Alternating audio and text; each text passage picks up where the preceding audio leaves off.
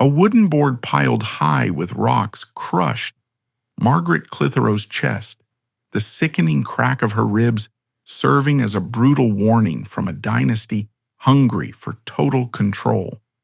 The Tudor state refused to let anyone live outside their grip, using raw physical force to literally pulverize the stubborn remnants of the old feudal world that dared to defy the king.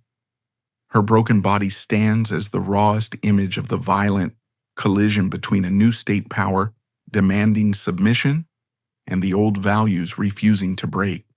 She chose to lie on a sharp stone, enduring the horrific weight grinding down on every muscle, just to keep the crown's greedy hands off her children's inheritance. That 15-minute death was a lopsided battle, a small butcher's wife standing against a massive government machine, trying to swallow everything in its path. Let's step into that dark cell to witness the cruelty of a rising empire, determined to flatten anyone who stands in its way. History often remembers the reign of Queen Elizabeth I through a lens of golden nostalgia. We think of Shakespeare premiering plays at the Globe. We think of Sir Francis Drake circumnavigating the world. We think of pearls, ruffs, and the defeat of the Spanish Armada. We call it Merry England.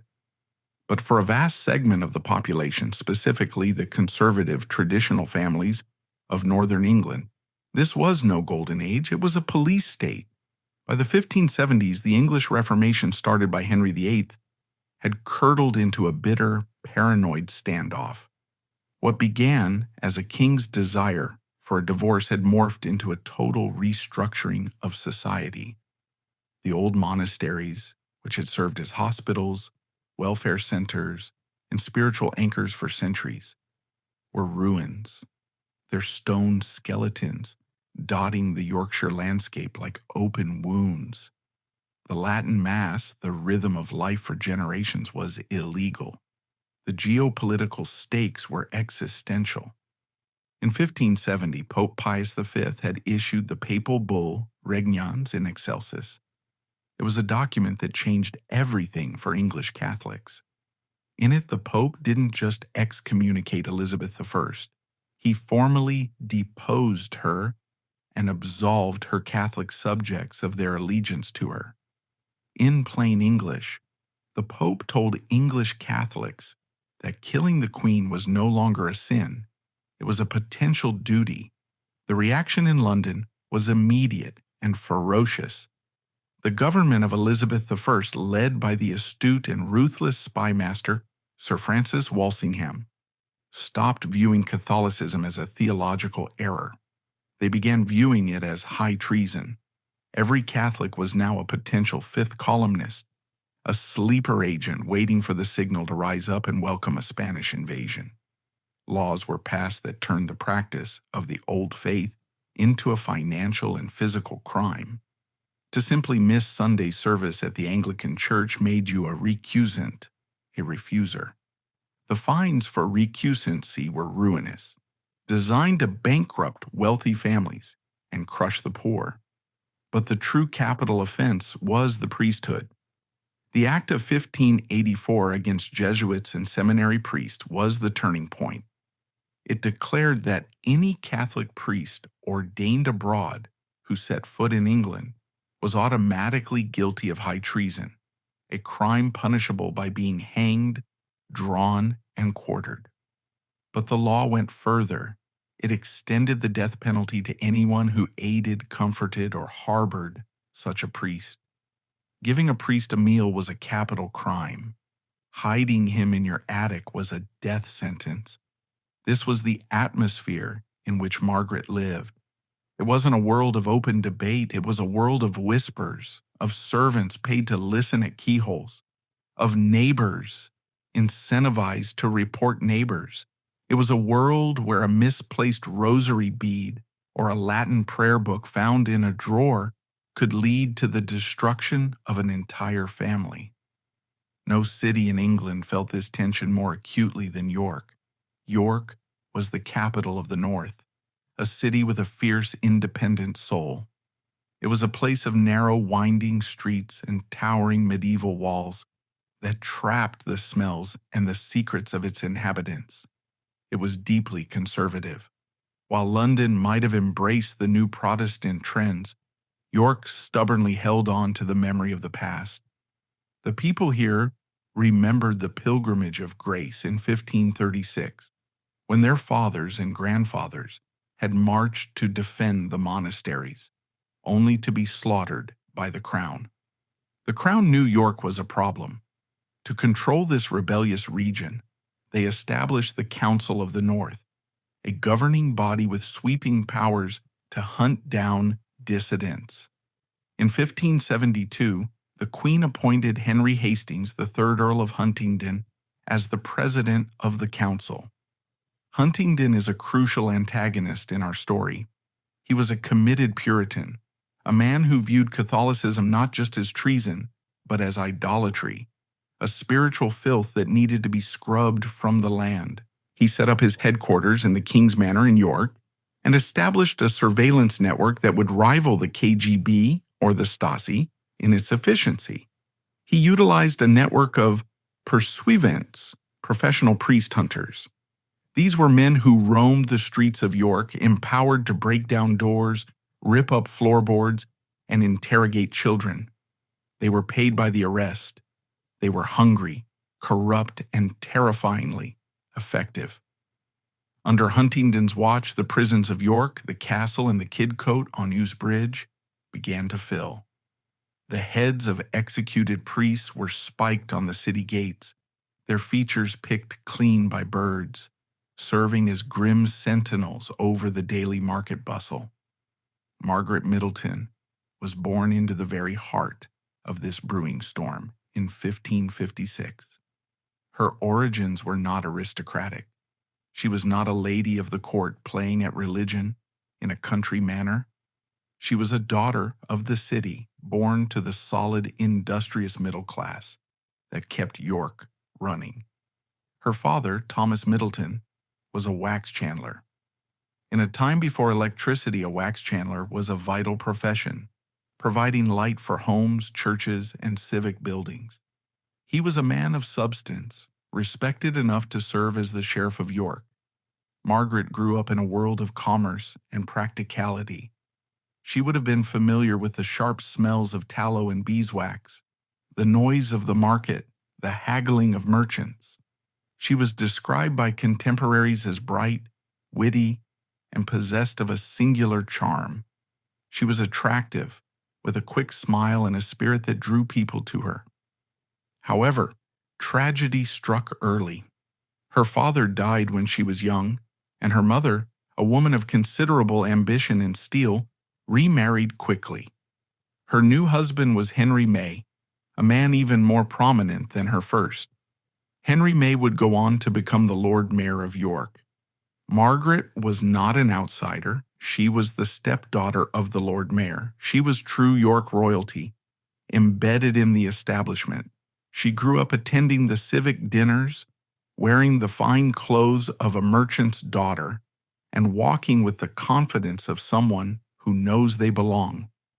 In 1571, at the tender age of 15, Margaret was married. Her husband was John Clitherow. The match was a sensible, prosperous union of two important trading families.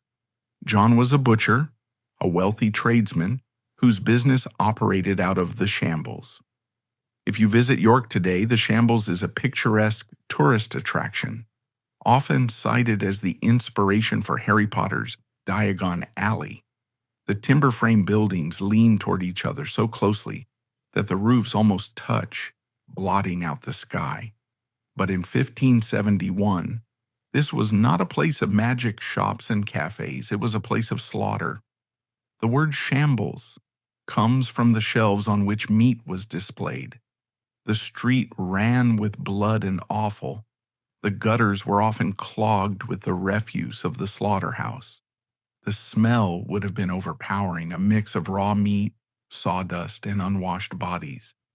It was a loud, chaotic, visceral place. This was Margaret's new domain. She became the mistress of the Clitherow household, managing the apprentices, overseeing the domestic accounts, and raising the children that soon followed. John Clitherow was a good man by the standards of his time. He was older than Margaret, steady and hard-working. Crucially, regarding the great question of the age, John was a pragmatist. He was not a fanatic. He was what the records call conformable. He attended the Anglican services as the law required. He wanted no trouble. He wanted to sell his beef, raise his family, and enjoy his standing in the Butchers' Guild. He loved his young, vibrant wife. He indulged her. For the first few years of their marriage, life was normal. Margaret was a Protestant. Like her husband, she attended the services. She played the role of the dutiful, conformable wife. They had children, Henry, William, and Anne. They were on a trajectory to become the pillars of York society, safe, wealthy, and respected. But beneath the surface of Margaret Clitherow, something was shifting. The Pearl of York was beginning to form, layer by layer, created by the friction of her conscience against the world around her. Around 1574, 3 years into her marriage, Margaret experienced a profound spiritual crisis. The details are lost to history. We don't know if it was a specific sermon, a conversation with a neighbor, or the witnessing of an execution. But the result was absolute. She converted to Catholicism. This was not a private decision. In Elizabethan York, there was no such thing as a private religious decision. By stopping her attendance at the Anglican Church, she was declaring war on the state. She was placing a target on the door of the house in the shambles. John Clitherow was suddenly placed in an agonizing position. He was a man trying to maintain his respectability, yet his wife was now a recusant. The fines began to roll in, 12 pence for every missed Sunday. Later, the fines would escalate to £20 a month, a fortune that could ruin a tradesman. We must imagine the dinner table conversations in the Clitherow house during these years, the tension, John pleading with her to just show her face at church just once to get the sheriff off their backs, Margaret smiling but immovable, refusing to compromise her soul for his comfort. And yet John paid. He paid the fines. He argued with the counselors. He used his connections to shield her. He complained about her stubbornness to his drinking companions, calling her foolish. But he never abandoned her. He loved her too much to turn her in, even as her behavior began to rot the foundations of his safe life. But Margaret was not content with merely being a passive recusant. She had tasted the forbidden fruit of the old faith, and she wanted more. She looked at her home, that busy, chaotic house on the shambles, with its coming and going of customers, servants, and apprentices, and she saw something else. She saw a fortress. She saw a sanctuary. While John was busy at the slaughterhouse or meeting with the guild, Margaret began to make modifications to the architecture of their home. She hired trusted carpenters, swearing them to silence. She looked at the thick medieval walls, the spaces between the floorboards, the dark corners of the attic. She began to build a priest hole. The psychological transformation was complete. The wax chandler's daughter was gone. The butcher's wife was gone. In their place stood a soldier of the underground, ready to wage a secret war against the Queen's men. And she was going to do it all, while rocking a cradle and serving her husband his dinner. The game of cat and mouse had begun. By the late 1570s, the house on the shambles had become a split reality, a physical manifestation of the schism tearing England apart. To the casual observer walking down the cobbled street, Number 10 was just a busy, respectable butcher's shop. It was the epitome of lawful, industrious English life. But climb the narrow, creaking stairs, past the domestic quarters where John Clitherow slept, and you entered a different world. Margaret had turned the upper levels and the hidden recesses of the house into a covert operations center for the Catholic underground. This was not a passive act of prayer. It was an act of high-stakes logistical engineering. In Elizabethan England, a priest hole was not merely a closet. It was a life support system designed for invisibility. We do not know the exact schematics of the hiding place Margaret commissioned. Likely built by trusted Catholic craftsmen under the cover of night, but we know the standard of the time. These spaces were often located behind false chimney breasts, under staircases, or between the floorboards of an attic and the ceiling of the room below. They were cramped, airless coffins where a grown man might have to curl up in the fetal position for days at a time, holding his breath while soldiers poked pikes through the plaster walls, inches from his face. Margaret maintained two separate spaces. One was a church located in a rented house nearby, where larger masses could be held for the recusant community. But the heart of the operation was her own home. Here she kept the church stuff, the vestments, the silver chalices, the altar stones, and the Latin missals. These objects were radioactive. To be found in possession of a Catholic vestment was proof of harboring a priest, a crime that carried the death penalty. Yet, Margaret treated these dangerous items with a reckless reverence. She washed the linens herself. She polished the silver. She stored them not in a damp cellar but in a secret cupboard, ready to be deployed at a moment's notice. The psychological burden of this double life is difficult to overstate. Every knock at the door could be a customer wanting a leg of lamb or a pursuivant with a warrant. Every glance from a neighbor could be a friendly greeting or a calculation of a reward. Margaret lived in a state of perpetual high-wire adrenaline. Who were the men she was risking her life to hide? They were the seminary priests.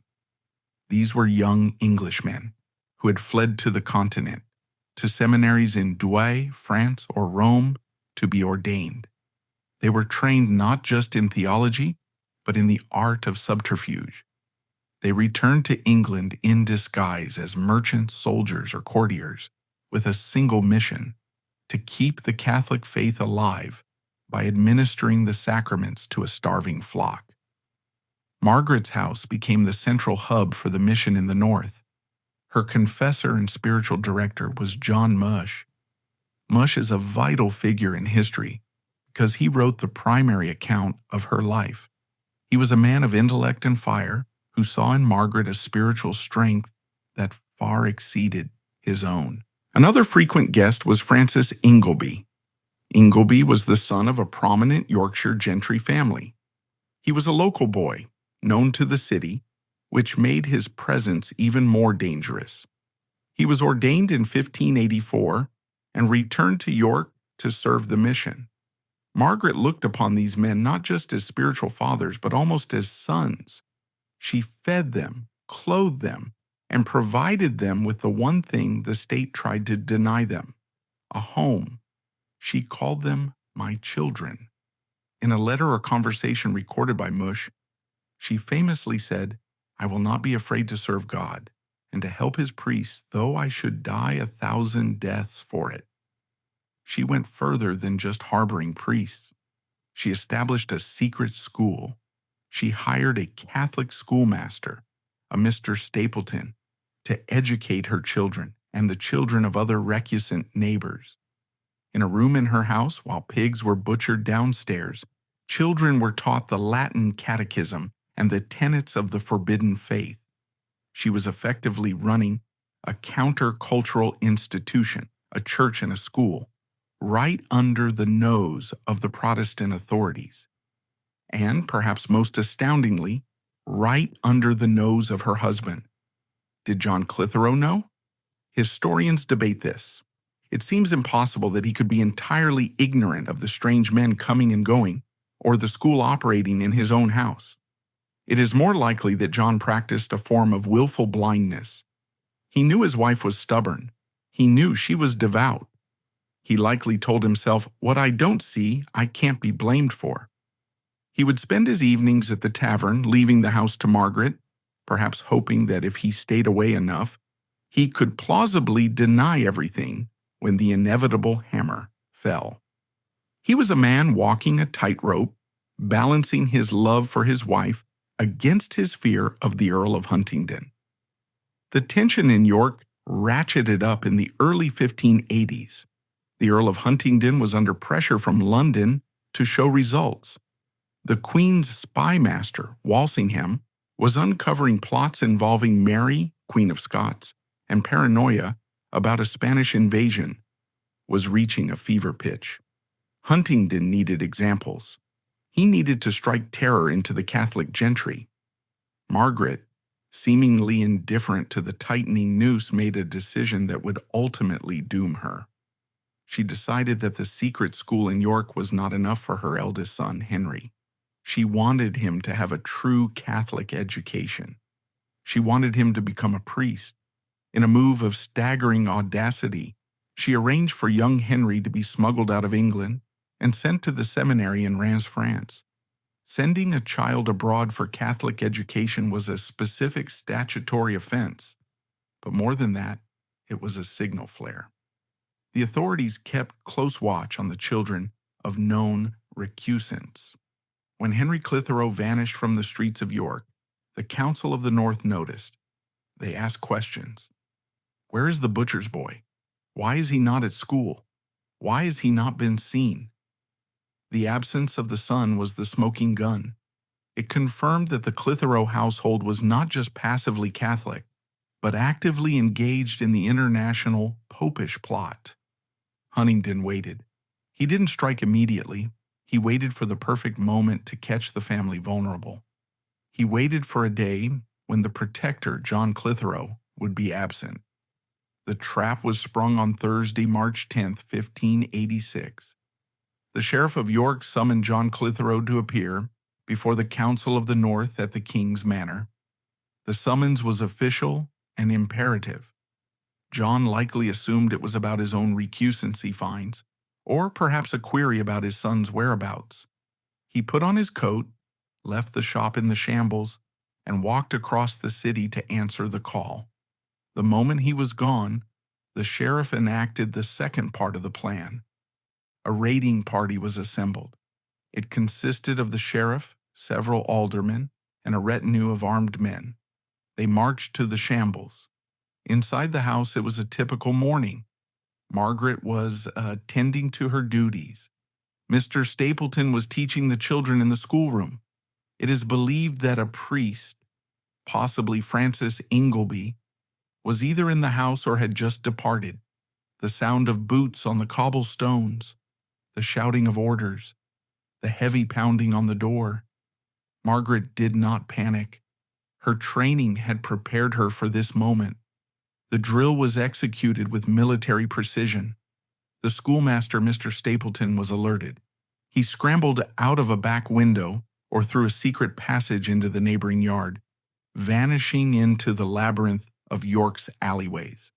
If a priest was present, he was hurried into the priest hole. The hiding place was sealed. A piece of furniture or a tapestry was moved to cover the entrance. When the soldiers burst through the door, swords drawn, they found Margaret calm. She stood in the center of her home, surrounded by her children and servants. There was no priest. There was no mass being celebrated. The sheriff was frustrated. He knew they were there. He ordered the house torn apart. Soldiers rampaged through the rooms. They thrust their swords into tapestries. They sounded the walls with hammers, listening for the hollow echo that would reveal a cavity. They ripped up floorboards. They opened trunks and overturned beds. Nothing. The priest hole held. The secret architecture of the house was doing its job. Margaret watched them, her face a mask of polite defiance. It seemed, for a brief, hopeful hour, that she had won. The sheriff would have to leave empty-handed, perhaps issuing a fine, but lacking the capital evidence needed for a treason trial. But the sheriff was a cruel and clever man. He realized that physical searches were failing. He needed human intelligence. He looked around the room and saw the children. He saw the servants. He saw a weak link. Accounts vary on who the boy was. Some chronicles identify him as a Flemish boy, a servant, or an apprentice living in the household. Others suggest he was a young student attending the secret school. What matters is that he was a child, likely no older than 10 or 12, terrified by the presence of armed men. The sheriff ordered the boy separated from the household. He was dragged away, perhaps to the cellar or a separate room. The interrogation was brutal in its simplicity. They didn't need waterboards or racks for a child. They stripped him to his shirt. They produced a rod, a birch cane. They threatened to beat him until the skin was flayed from his back. The boy wept.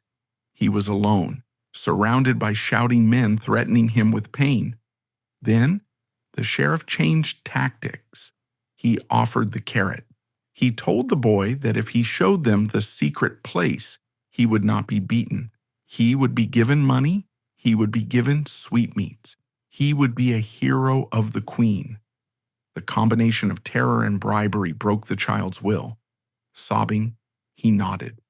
He led the soldiers back upstairs. He pointed a trembling finger at a specific innocent-looking section of wainscoting that the soldiers had already passed by twice. "There," he whispered. "The priest stuff is there." The soldiers smashed through the paneling. They didn't find a priest. He had likely escaped or was in a different, deeper hole that remained undiscovered. John Mush survived, implying he wasn't found. But they found something just as deadly. They pulled out the vestments, the albs, the chasubles embroidered with crosses. They found the chalices. They found the books.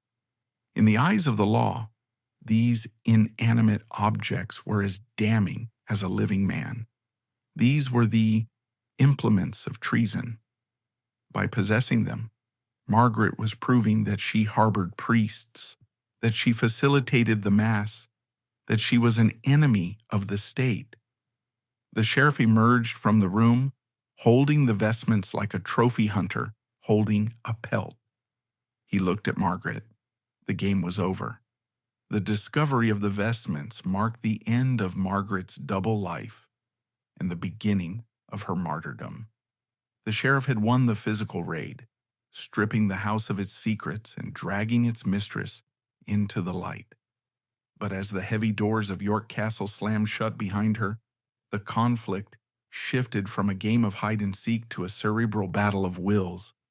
Margaret was no longer just a suspect. She was a defendant facing a legal system designed to crush her. Yet, she entered the Guildhall not as a victim, but as a strategist ready to exploit the one flaw in the English law that could save her family. Margaret was arrested on the spot. She was not allowed to say goodbye to John, who was still being detained at the King's Manor, unaware that his home had been raided and his life destroyed. She was marched through the streets of York. The neighbors, the people she had bought bread from, the people who had nodded to her in the street, watched from their windows. Some jeered, some wept. Most simply watched in fearful silence. She was taken to York Castle. The conditions were horrific. The cells were damp, freezing, and infested with rats and lice. Disease was rampant. But Margaret had been here before. She knew the darkness of the cell. This time, however, was different. This wasn't a short stint for recusancy. This was a capital charge. John Clitherow returned home to find his house ransacked, his servants weeping, his wife gone, and his children traumatized. The church stuff was gone. The sheriff had left a seal on the door. John realized instantly the magnitude of the disaster. He was not just a husband missing a wife. He was a man whose entire estate was now subject to forfeiture. If Margaret was convicted of treason, everything he owned, the shop, the house, the inheritance for his children, belonged to the Queen. 4 days later, on Monday, March 14th, 1586, Margaret Clitherow was brought to the Guildhall for her arraignment. The Guildhall in York is a magnificent medieval structure with a grand oak roof. Margaret listened, her face pale but composed. She answered them with a theological sharpness that stunned the room. "I die for the love of God and His truth," she said. "I will not betray my children." Then the judges played their trump card. They summoned her family. We must picture the scene. The doors of the Guildhall opened, and in walked Henry May, the future Lord Mayor of York, a man of immense dignity and power. He was Margaret's stepfather. He had raised her. He was a Protestant, a pillar of the establishment, a man who had tried to keep the family safe and respectable. To see his stepdaughter in the dock, facing such a grotesque death, broke him. Accounts say he fell to his knees in the middle of the court. He wept openly. He begged her, "Margaret, for the love of Christ, plead. Do not throw your life away. Think of your husband. Think of your little ones." The gallery watched in hushed silence. This was the raw human drama of the Civil War that religion had unleashed on England. A father begging a daughter to compromise just enough to survive. Margaret looked at him. One can only imagine the agony in her heart. She loved him, but she knew that pleading meant trial, and trial meant calling her children to testify. She saw the trap the judges had laid. They wanted to use her family's love to break her resolve. She shook her head gently. "I cannot," she said. "I will not be tried by the country." She was trading her life for her children's innocence. It was an act of maternal protection so fierce it looked like madness to the men in the room. As the pressure mounted and the judges prepared to pass the fatal sentence, Margaret dropped a bombshell that sent a shockwave through the Guildhall. "I'm with child," she said. The courtroom erupted. Under English common law, it was illegal to execute a pregnant woman. The life of the unborn child was considered innocent, regardless of the mother's crimes. If she was pregnant, the execution had to be stayed until the baby was born. This would buy her months. In those months, the political winds might change, a pardon might come, she might survive. Judge Clinch hesitated. This changed everything. He could not order the death of an unborn infant. He ordered a jury of matrons. This was a peculiar and invasive legal procedure. 12 respectable women from the city, neighbors, matrons, midwives, were sworn in on the spot. They were not there to judge the crime. They were there to judge the body. Margaret was taken out of the courtroom into a private chamber. The 12 women followed. The door was shut. What happened in that room was a humiliating physical examination. Margaret was stripped. The women probed her abdomen looking for the signs of life, the swelling of the womb, the movement of a fetus. It was a violation of privacy that would be traumatizing for any woman, let alone one facing death. Margaret endured it with her characteristic stoicism. She knew she was pregnant. She felt the changes in her body. But when the women emerged from the chamber and returned to the courtroom, they were confused. They whispered among themselves. They could not agree. Some said yes, she was with child. Others said they couldn't be sure. It was too early to tell. They delivered a split verdict to the judge when we know not. This was the moment where the judicial system failed completely. In a case of doubt, mercy should have prevailed. But the authorities were tired. They were frustrated by this stubborn woman who had turned their court into a circus for days. They wanted it over. Judge Clinch looked at the uncertain women. Then he looked at Margaret.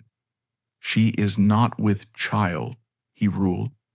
He chose to ignore the possibility. He chose to take the risk of killing an infant rather than delay the sentence. Margaret's voice rang out clear and desperate, not for herself but for the life inside her. "I am as with child as any woman here." It didn't matter. The state had decided to close its ears. The Pearl of York was to be crushed, and if a pearl grew within her, it would be crushed too. The room quieted. The shuffling of feet stopped. Judge Clinch put on the black cap, or its Elizabethan equivalent, and pronounced the judgment. It is one of the most chilling sentences ever recorded in the annals of British law. He did not sentence her to hang. He recited the formula for peine forte et dure. You must return from whence you came, and there, in the lowest part of the prison, be stripped naked, laid down, your back upon the ground, and as much weight laid upon you as you are able to bear, and more, and so to continue until you be dead, and more. The cruelty of those two words. The law mandated that the weight must exceed the body's capacity to survive. Margaret did not scream. She did not faint. She lifted her eyes to the bench and spoke words that would be repeated by Catholics throughout Europe for centuries. God be thanked. I am not worthy of so good a death as this. Meanwhile, across the city, the news reached John Clitherow. He was still detained, pacing the floors of the King's Manor. A messenger arrived and told him the verdict.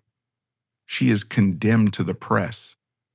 The reaction of John Clitherow is a detail so visceral, so medically specific, that it anchors this story in reality. Accounts say he wept so vehemently that blood gushed out of his nose. It was a physical manifestation of a broken heart. The stress, the blood pressure spiking, the sheer horror of imagining his wife, the mother of his children, the woman he had shared a bed with for 15 years, being flattened under stones. Let them take all I have, he sobbed, and save her, for she is the best wife in all England and the best Catholic also. It was too late. The machine was in motion. The sentence of peine forte et dure had been passed, and the legal stalemate was broken by the promise of brute force. There was no going back. The judges had washed their hands of the matter, and the husband's pleas had fallen on deaf ears. As the final hours of Good Friday approached, the theoretical horror of the law was about to become a visceral reality. Margaret left the courtroom not for a cell of indefinite detention, but for a small, damp room on the bridge where the abstract concept of pressing would be translated into the terrifying weight of stone. Margaret was taken back to York Castle. She was placed in a condemned cell. The date for the execution was set for Friday, March 25th, 1586. The symbolism was overwhelming. It was Good Friday, the day of Christ's crucifixion, but it was also the feast of the Annunciation, Lady Day, the day the angel Gabriel appeared to the Virgin Mary. For a Catholic mystic like Margaret, to die on this specific double holy day was a sign of divine favor. It was a perfect day to die. She spent her final night not in terror but in preparation. The psychology of the martyr is complex. Where most would be paralyzed by fear, Margaret entered a state of hyperfocus. She was preparing for her wedding day, her marriage to God. She sat in the dim light of the cell and took up a needle and thread. She had some linen cloth. She began to sew. She was sewing her own shroud. But it wasn't just a shroud. She was sewing a habit, a long, loose white garment. She knew the sentence. Stripped naked. The thought of being exposed, nude, before the eyes of the executioners and the crowd was the one thing that terrified her modest sensibilities. She was determined to die with dignity. She sewed strings onto the garment so she could tie it around her ankles and wrists, ensuring that even in the throes of death, her body would remain covered. It was a final act of control. They could take her life, but she would not let them take her modesty. The jailers watched her. Some were moved to tears. The grim men who guarded the dungeons of York had seen many things, but a woman calmly sewing her own death gown while humming psalms was something new. She prayed through the night. She reportedly knelt on the cold stones for hours, entering a trance-like state. She was steeling her mind against the pain she knew was coming. She was visualizing the passion of Christ, overlaying his suffering onto her own impending torture. Friday morning dawned. March in York is cold.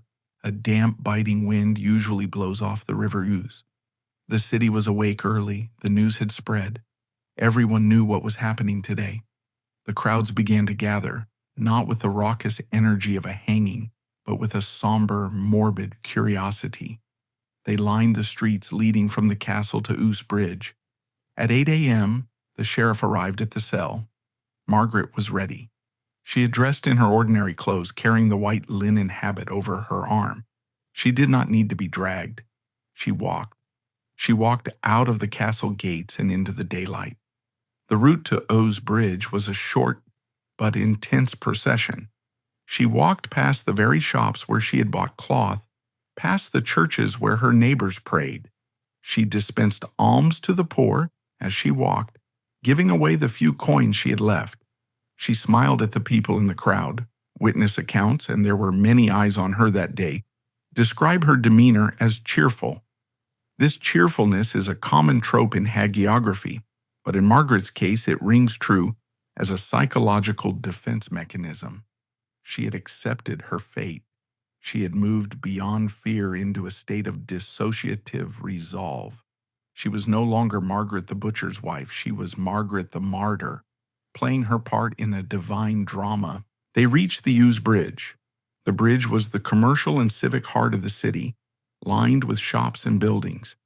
Halfway across stood the toll booth, a small prison, and administrative building. This was the killing floor. The location was strategic. It was public, yet enclosed. It was in the center of the city, yet hidden from the direct view of the masses. The execution would happen inside the lower room of the toll booth, but the knowledge of it would radiate outward to every corner of York. Margaret stepped into the room. It was cold. The floor was dirt and stone. In the center of the room, the equipment was waiting. A heavy wooden door taken from its hinges. A pile of large, sharp stones gathered from the roadside, and 4 beggars. The sheriff had hired 4 local beggars to perform the execution. It was a common practice to pay the desperate to do the dirty work that the official hangman might balk at. These men were standing by, ready to heave the rocks.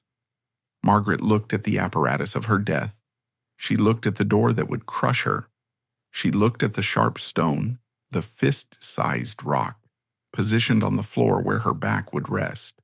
She turned to the sheriff. "I am ready," she said. The room inside the toll booth was dim, smelling of damp stone and the river water that rushed beneath the bridge. It was a space designed for bureaucracy, for collecting tolls and holding drunks. But now it had been repurposed into a theater of calculated cruelty. Margaret stood in the center of the room. The sheriff turned to her and commanded her to strip.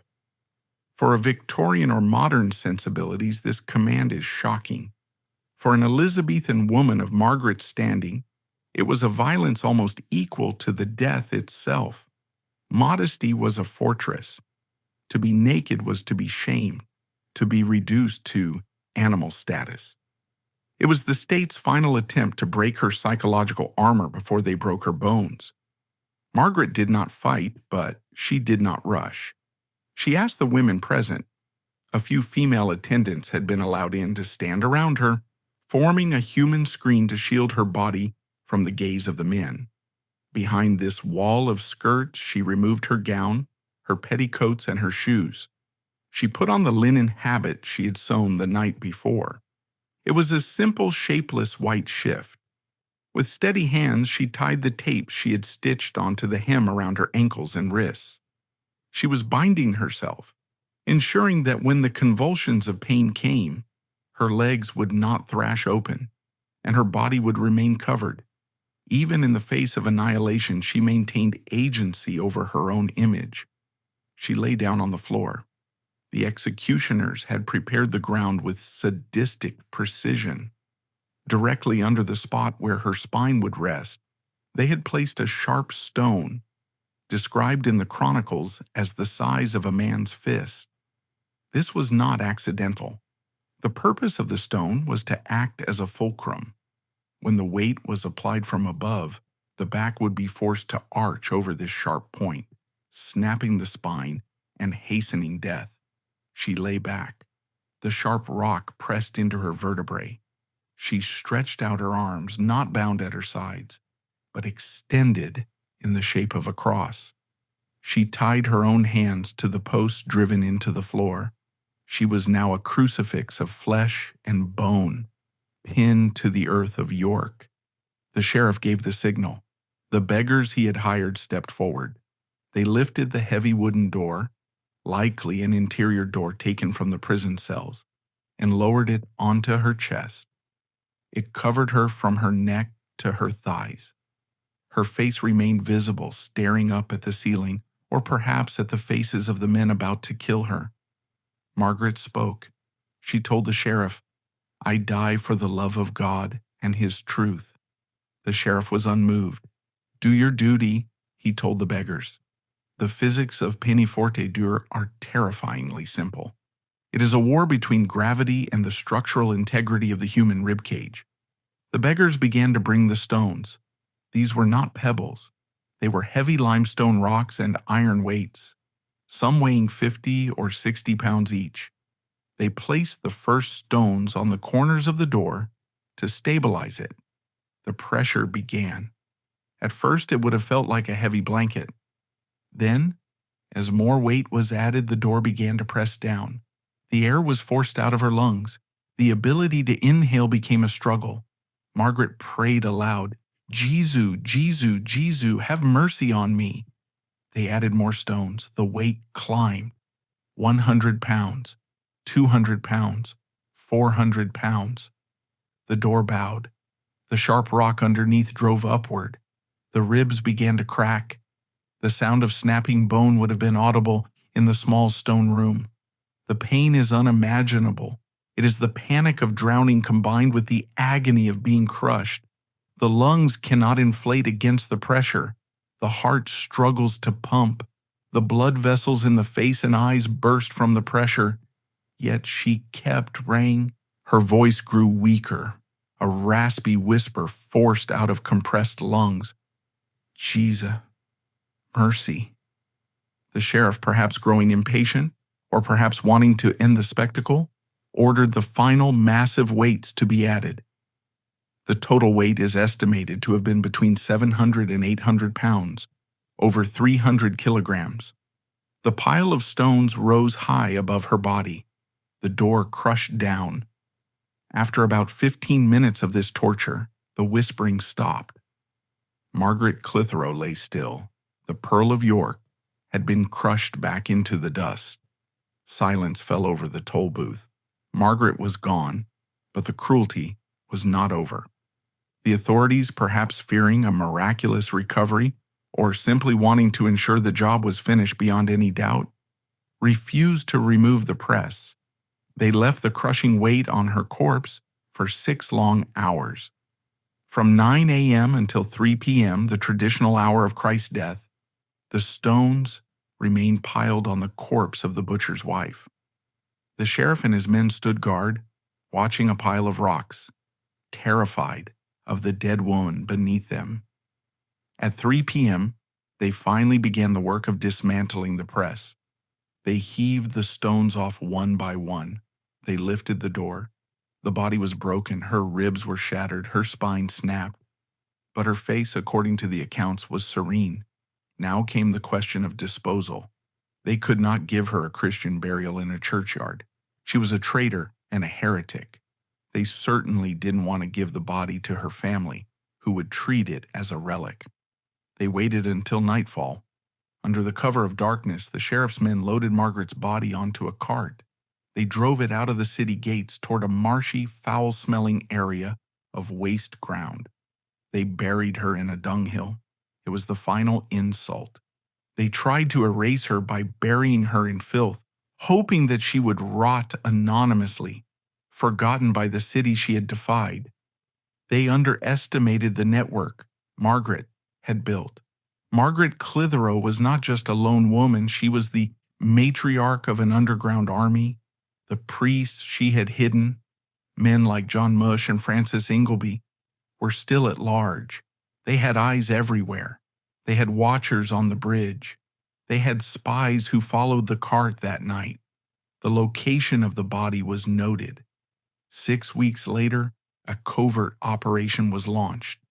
It was a scene straight out of a spy novel. A group of Catholic men, led by John Mush himself, crept out of the city at night. They navigated the marsh. They located the specific dunghill. They began to dig. They found her. Despite 6 weeks in the earth, accounts claim the body was remarkably preserved. A common claim in hagiography, but in the cool anaerobic mud of a York spring, it is scientifically plausible. They reverently lifted her from the filth. They washed her. They could not take the whole body back to the city. It was too large, too heavy, and too dangerous to transport without detection. They had to make a difficult choice. They reburied her in a secret, consecrated spot, a location known only to a few, a secret they took to their graves. To this day, the final resting place of Margaret Clitherow remains one of the great unsolved mysteries of York. However, they took a relic. They severed her hand.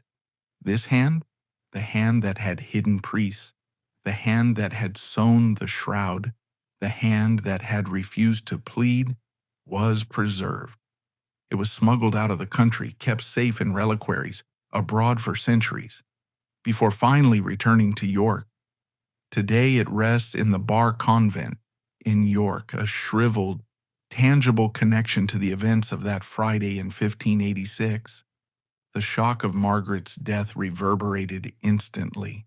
John Clitherow was released from the King's Manor. He was a broken man. He returned to the house on the shambles, now empty of his wife's laughter and energy. He continued to run his business, eventually remarrying, but the shadow of the execution hung over him.